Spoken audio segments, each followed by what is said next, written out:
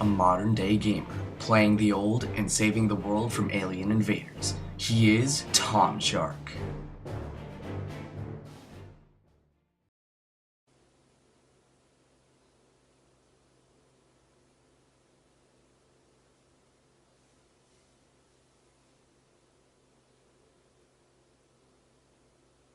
I have to make a video.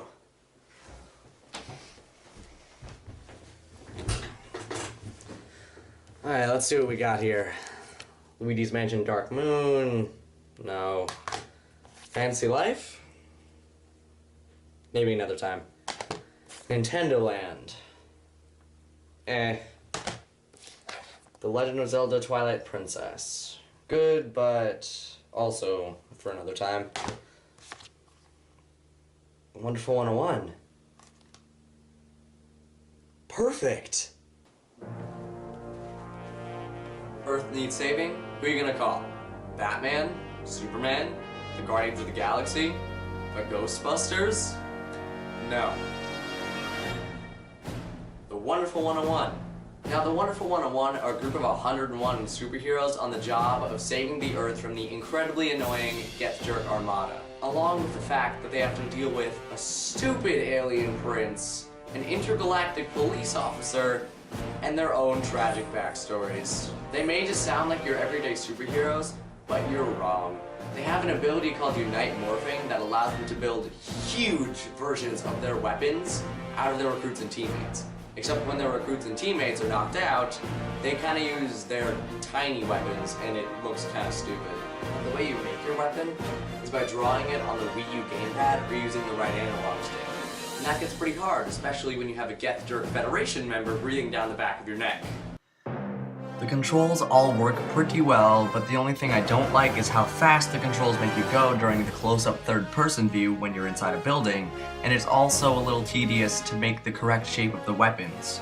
Just as an example, I tried to make the shape out of a bomb, but I accidentally create a hammer, and half my team gets wiped out. But that's not a big complaint though. The Wonderful 101 mainly work from their airship called the Virgin Victory. While you're there, you can access the shop, you can choose the levels you've already done, and you can even fight bosses on a ship, but you can only do that by choosing the airship levels from the ship, which kind of doesn't make sense. It's also where you can see Commander Nelson and his assistant, but you can only see them in cutscenes, which kind of stinks. Before I forget, let me just say most of the main characters are completely insane. Even the less important wonderful ones are weird. I shouldn't even have to mention Wonder Beer. Yes, this is a real thing. The only character I found to be slightly normal was Wonder Red. Well, he is obsessed with justice and all that stuff because he's the leader, but still, he's the most sane out of them all. Just so I don't waste too much time on the characters, let me just speed it up. Wonder Red loves justice, Wonder Blue is full of himself, Wonder Green lives to eat, Wonder Pink is obsessed with being fancy, Wonder Yellow is not familiar with the term catchphrase, Wonder White is the splitting image of Master Splinter, and Wonder Black is obsessed with video games.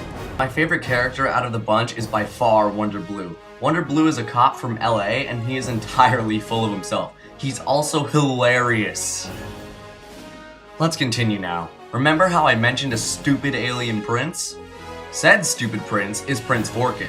He is absolutely the most powerful boss in the entire game, and also the most annoying one as well. The reason for this logical annoyance, he can unite morph too.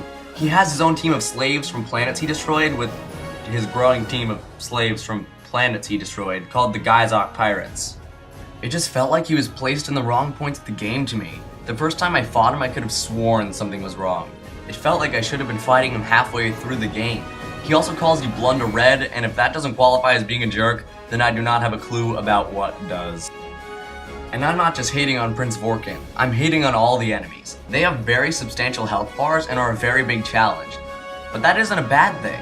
In fact, one of the reasons I love this game is because of the challenge. This game really helped me harden my skills at action games like this one, and I am very grateful for that. I'm also grateful that I didn't get blown off the map as much as I thought I would. Just kidding, I did. Some of the levels in this game are super easy though. And about the Space Cop, she's trying to stop you from getting into any more trouble with the Get Jerk Armada. And she really should be, cause the wonderful ones clearly didn't know what they were getting into. I know the game sounds weird, but it really isn't. It's a cool game with a long, fulfilling story, very interesting characters, awesome abilities, and great level design. I don't really have many complaints for the game. I give it a platinum medal. I also really hope that they make a sequel to this game because it definitely needs one.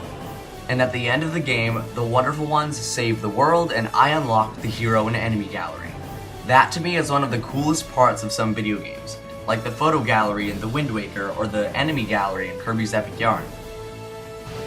Bottom line is, if they do make a sequel, let's hope we don't see any of those Geth jerks.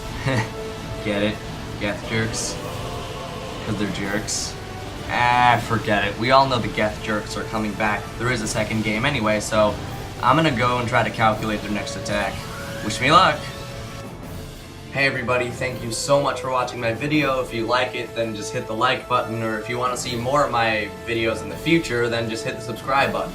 And if you have any suggestions for my hardcore collection or playthrough series at all, just put it in the comments. Thanks a lot. See you next time.